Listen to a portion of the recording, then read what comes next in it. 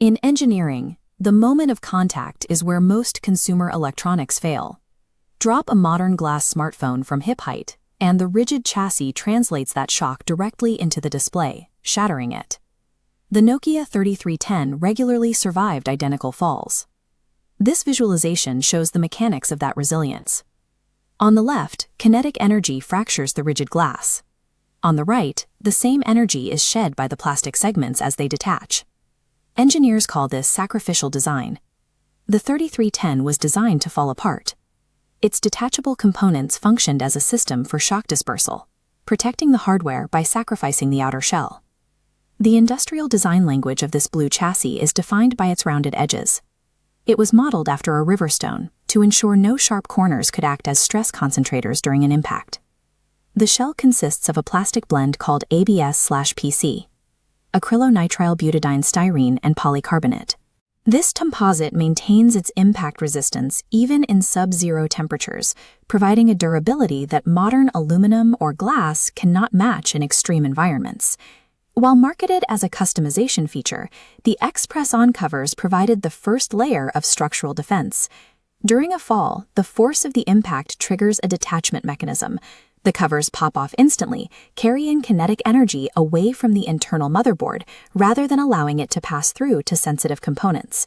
These covers provided a dual-purpose solution. They allowed for user personalization while acting as a passive energy dispersal system. Peeling back the plastic layers reveals an internal skeleton. This inner chassis is reinforced with structural ribbing, creating a rigid cradle for the core electronics. The screen is recessed exactly 1 millimeter deeper than the front frame. This air gap prevents glass from making first contact with the ground, ensuring the plastic frame absorbs the primary shock. Engineers also chose to move the antenna inside the chassis. In the year 2000, external aerials were common failure points. Removing them eliminated the phone's most vulnerable physical protrusion. Instead of using permanent adhesives to secure components, Nokia used spring connectors. This allowed the internal hardware to move slightly within the frame, absorbing mechanical stress that would otherwise snap a rigid connection. This architecture relied on dynamic tension. By prioritizing flexibility over a completely rigid structure, the 3310 avoided the fractures that typically lead to catastrophic failure. The efficiency of the hardware was mirrored in its software. This monochrome display consists of a grid of exactly 4,032 pixels. Working within the kilobyte-scale memory limits of the era required extreme digital discipline. Engineers had to fit the entire operating system and its core utilities into a tiny memory footprint. This lightweight code enabled a UI of silence. The operating system sat dormant for the majority of the day, using a microscopic amount of power. This prevented heat-related degradation and enabled a battery life measured in weeks. The combination of zero-latency software and tactile buttons allowed for the development of deep muscle memory. Users could navigate the entire interface and compose messages without looking at the screen, a level of tactile feedback modern touchscreens cannot replicate.